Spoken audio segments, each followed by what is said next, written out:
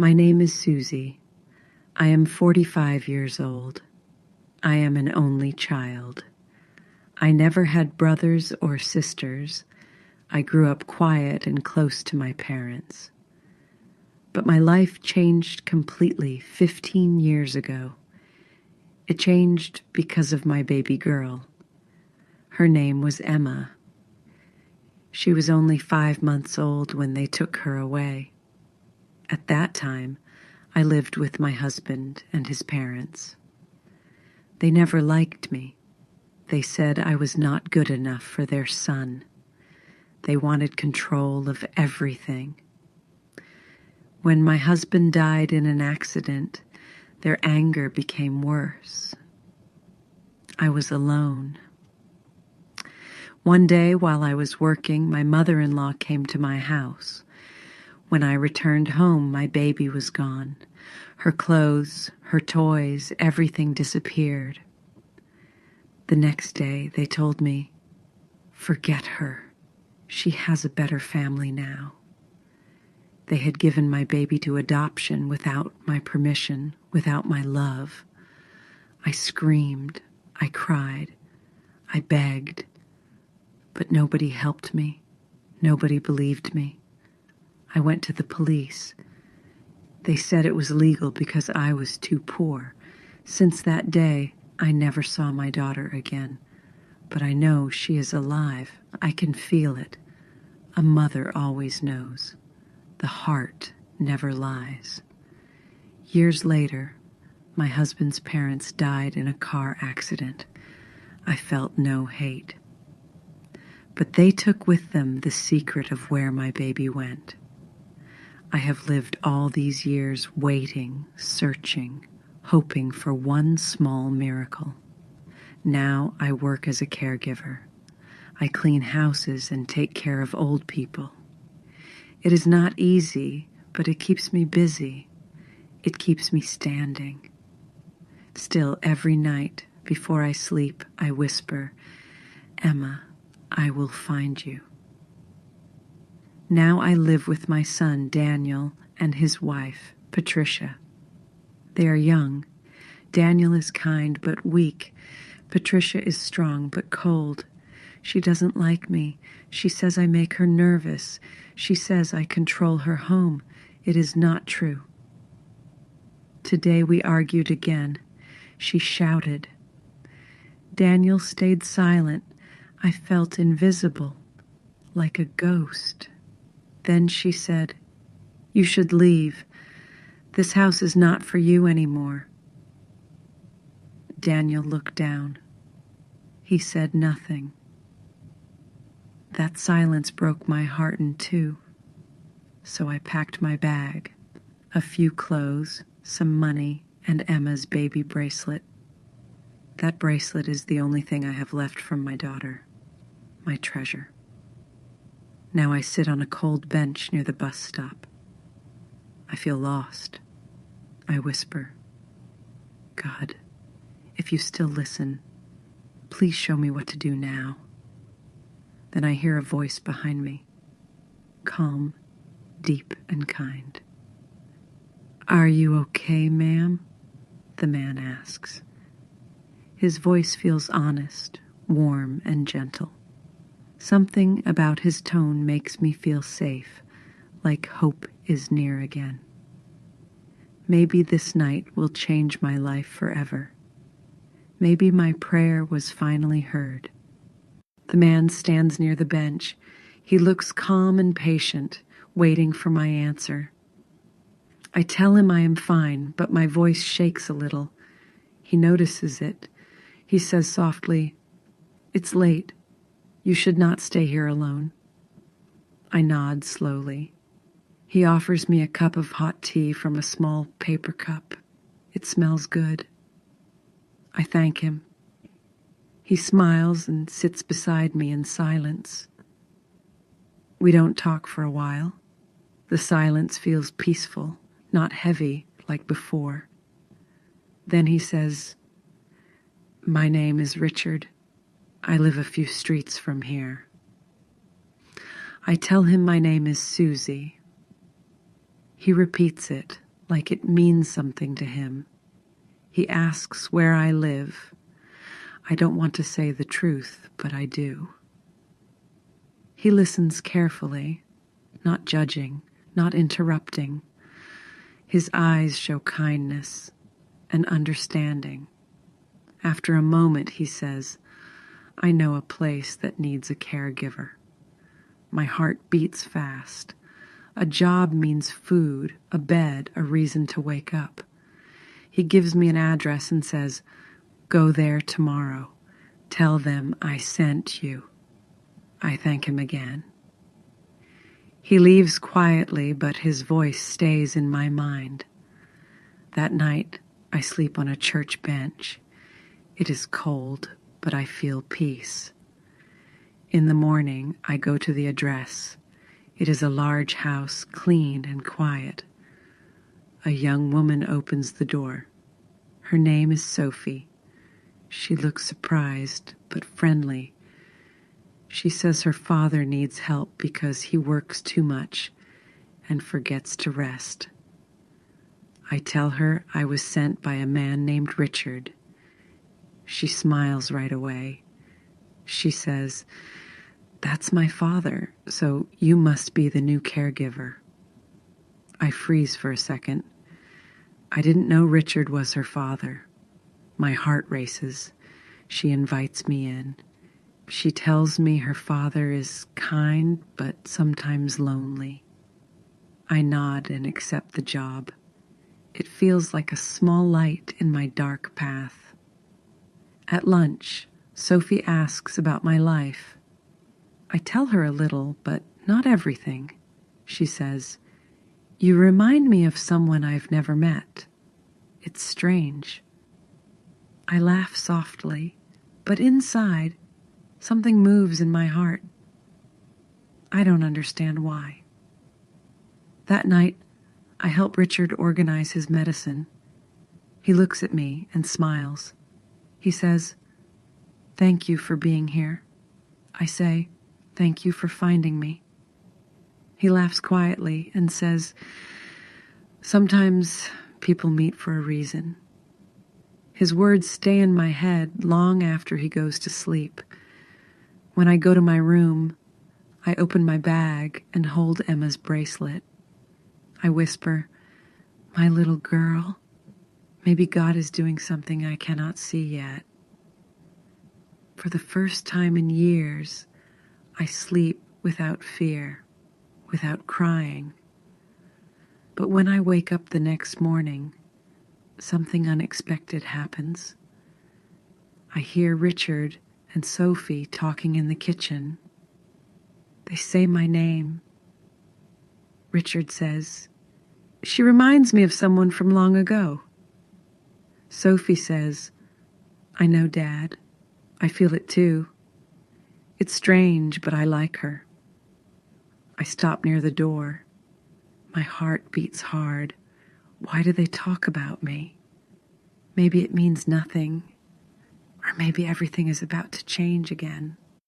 Days pass, and I start to feel at peace in Richard's house. Sophie treats me kindly. She talks to me every morning while I make her breakfast. She tells me stories about her father. He raised her alone since she was a baby. I ask where her mother is. She says, she died when I was very young. Something inside me hurts when I hear that. I don't know why. Maybe because I lost my daughter too, or maybe because life repeats itself. Sometimes I help Richard with his papers. He likes to tell me about his company. He says he works hard, but doesn't care about money anymore. He says people are more important than success. I like how he thinks. He doesn't know I already knew he was rich. I found out by accident. One day, Sophie forgot her phone on the table. The screen showed a newspaper article. There was a photo of Richard with the title, Businessman of the Year. I froze. The man who helped me was not just kind. He was powerful. But he never told me. He wanted me to believe he was a simple man. That made me trust him even more. It showed me what real humility looks like. Sophie sometimes asks me strange questions. "Did you ever lose someone you loved?" she says. I smile sadly and say, "Yes, long ago. But I still have hope." She nods and says, "I feel the same. I always think something is missing." When she says that, I feel my heart shake. There is something familiar in her voice, her way of speaking, the way she touches my hand. It feels like something I knew before. One afternoon, while cleaning Richard's office, I see a small family photo. Sophie is a baby in his arms. I look at the date written on the back. My hands start shaking. It says the same year my daughter was born. I whisper, "No, it cannot be." But my heart says, yes, it could. I try to ignore it. I don't want to dream again. Dreams can break you. Still, the thought stays inside me. What if Sophie is my lost daughter? That night, I cannot sleep. I keep hearing her voice in my head. The next morning, Sophie gives me a small gift, a bracelet she found in her drawer. She says, "I had this since I was a baby, but I don't know where it came from." I freeze again. The bracelet looks exactly like the one I have in my bag. My heart almost stops. Could this be a coincidence? Or something more? I go to my room, close the door, and take out Emma's baby bracelet. They are the same small letters, the same word, Emma. I sit on the bed, shaking. Tears come without control. My whole body feels weak. Could Sophie really be my daughter? Or is life playing another trick on me? I don't know what to do. Should I tell Richard? Should I ask Sophie? What if I'm wrong? What if I destroy their peace for nothing? I hold both bracelets in my hands and pray again. God, help me see the truth. Then I hear footsteps outside my room. It's Richard. He knocks softly and says, "Susie, can we talk? There's something I need to tell you." Richard stands at my door. His voice sounds calm, but I feel something different behind it. I open the door slowly. He looks at me with quiet eyes full of thoughts. He says, "Susie, please sit. I need to tell you something important." My hands feel cold. My heart beats fast. I don't know if I'm ready. He sits down and says, "I didn't tell you everything about me." I stay silent. He continues, "I didn't want you to see me as a rich man." I nod slowly. I already knew, but I let him speak. He says, "I wanted you to know me for who I am, not what I have." His words touch me. They sound honest. They sound human. Then he looks down and whispers, "But that's not all. There's something else." I hold my breath. He takes a deep one and says, "My daughter is adopted." The world stops for a moment. I can hear only my heartbeat. He says, "I adopted Sophie when she was a baby. She was only 5 months old." My eyes fill with tears, but I try to hide them. He continues, The woman who gave her up said she couldn't raise her alone. He sighs and adds, "The papers came from a small town far from here." I feel dizzy. My hands start to shake. I ask, "Do you remember the name of the woman or the town?" He says, "I never met her. The adoption was handled by my lawyer." My mind spins.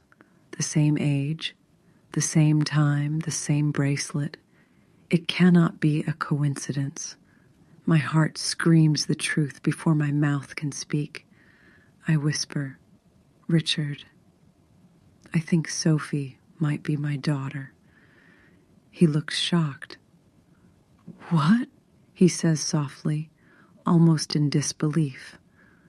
I open my bag and show him the baby bracelet with the name Emma. He takes it carefully, his eyes moving fast between the bracelet and my face.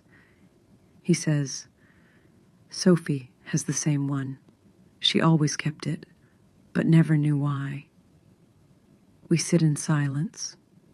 The air feels heavy, but full of meaning. He whispers, "Susie, if this is true, it changes everything." Tears run down my face. "I don't care about everything," I say. "I just want her." He takes my hand gently. "Then we will find the truth together," he says. We decide to do a DNA test, but we agree to keep it secret for now. That night, I cannot sleep again. My heart is full of fear and hope. I keep hearing his words. If this is true, it changes everything. Days pass slowly. The results will come soon. I pray every hour, every minute. Then one morning, Richard comes into the room holding an envelope. His face looks serious. He says, "Susie, the results are here." My legs feel weak. My hands start to tremble. He opens the envelope carefully. He reads in silence. His eyes fill with emotion. Then he looks at me. He whispers, "Susie, it's true." I can't breathe. My knees bend. Tears fall. My baby, my Emma, is alive. But before I can say anything, Sophie walks in and asks, "What's going on?" Richard turns to her, speechless. My heart stops. It's time to tell her. Sophie stands at the door, confused. She looks at us and asks again, "What's going on?" Richard holds the paper in his hand. He looks at me, then at her. I take a deep breath. My voice shakes as I whisper, "Sophie, I need to tell you something." She looks worried. "Are you sick?" she asks. I shake my head slowly. "No, my dear," I say. "It's about who I am and who you are." Richard steps closer to her. He says, "Sophie, Susie did a DNA test." Her eyes open wide. "A test? Why?" she asks. He hands her the paper, because she had a reason to believe something important. Sophie reads the result. Her hands start shaking. "What does this mean?" she whispers. I say softly, "It means I am your mother." The room goes silent. Time feels frozen. I can only hear my heart. Sophie drops the paper and covers her mouth. "No. Is that true?" she says. I nod with tears in my eyes. "You were taken from me when you were a baby." She looks at Richard. "Did you know?" she asks. He shakes his head. "Not until today." She starts crying. I step closer but stop. I don't know if she wants me near. Then she takes one step forward and hugs me tightly. I feel her arms around me, warm and real. After 15 years, I hold my daughter again. My soul feels complete. We cry together for a long time.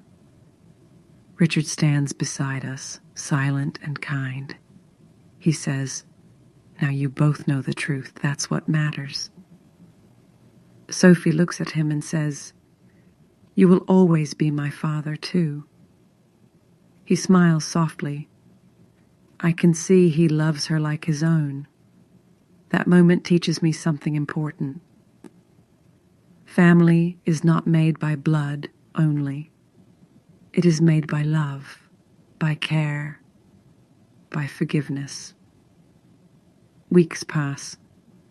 Sophie and I spend time talking about the past and the future. She shows me photos from her childhood. I tell her stories about her real father. We laugh, we cry, we heal together little by little. One day, Richard says he wants to marry me. I can hardly believe it. He says, "You taught me that love doesn't need perfection, only truth." We decide to start a new life together, simple and honest. Sophie helps us plan a small wedding. She says, "You both deserve peace." My heart feels full. For years I lived in pain, but now I live in gratitude. Sometimes I still think of the people who hurt me, but I forgive them now. Because pain taught me to value kindness. Darkness taught me to see light. When I wake up each morning, I whisper, "Thank you, God, for giving me back my daughter." Life is not perfect, but it's beautiful when love returns after being lost. Sometimes we must lose everything to find what truly matters. Now I know love never dies. It only waits for the right time to return. I take Sophie's hand and smile. "We are home now," I whisper. Question: do you believe that love can find its way back even after many years of pain?